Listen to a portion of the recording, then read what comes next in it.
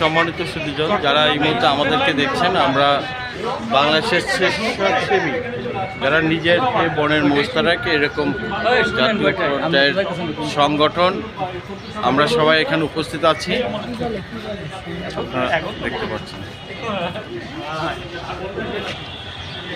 দেখতে পাচ্ছেন যে আমরা ইতিমধ্যে উপস্থিত হয়ে গেছি। আমাদের সারু আছেন,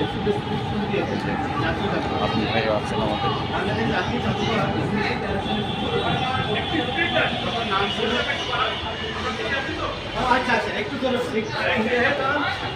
বাংলাদেশ জাতীয় জাদুঘর 1913 সালে প্রতিষ্ঠিত হয়েছে। তখন এটির নাম ছিল ঢাকা জাদুঘর। ঢাকা মেডিকেল কলেজে প্রতিষ্ঠিত হয়েছিল, তৎকালীন সচিবালয় ছিল ঢাকা মেডিকেল কলেজ। এরপরে 1915 সালে এটি ঢাকার নিমতলীতে স্থানান্তর করা হয়েছিল। দীর্ঘদিন পরে 1983 লোক যাবে তো ঢাকার এই শাহবাগে বাংলাদেশ জাতীয় জাদুঘর স্থানান্তর করা হয় এবং এটির নামকরণ করা হয় বাংলাদেশ জাতীয় জাদুঘর। বাংলাদেশ জাতীয় জাদুঘরের মোট 46টি গ্যালারি আছে। এই 46টি গ্যালারিতে 5000-এর বেশি অবজেক্ট বা নিদর্শন রয়েছে। এর বাইরে আমাদের বাংলাদেশ জাতীয় জাদুঘরের মোট 1 লক্ষের বেশি নিদর্শন বা অবজেক্ট রয়েছে। তো আমরা এখন গ্যালারিতে যাব, সুন্দর করে সব কিছু দেখব। যদি কোনোটা জানতে চান আমি সাথে থাকবো, আমাকে জিজ্ঞাসা করবেন, যতটুকু জানি আমি উত্তর দেব।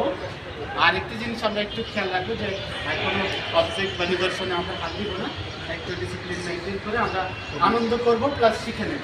দুইটা কাজ আমাদের, একটা হচ্ছে আনন্দ আর একটা হচ্ছে আমরা কিছু শিখে নেব। হ্যাঁ হ্যাঁ ঠিক আছে, ছবি তো একটা তুলতে পারবো না, জাতীয় সম্পদ আমাদের। হ্যাঁ হ্যাঁ সোয়া 4টার চলে আসবে। ঠিক আছে, সবাই আমাকে ফলো করুন। এক লাইন একটা লাইন, সবাই সিঙ্গেল লাইন পদ্মা বলে কোনো কথা নেই, সিঙ্গেল আছে। নমুনা নাই, সিঙ্গেল লাইন চাই।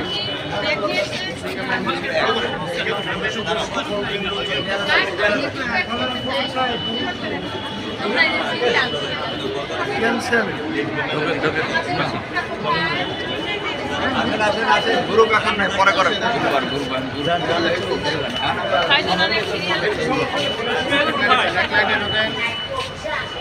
হাত দাঁড়াইল না কেউ, এলোমেলো ভাবে যাবেন না, ঠিক আছে।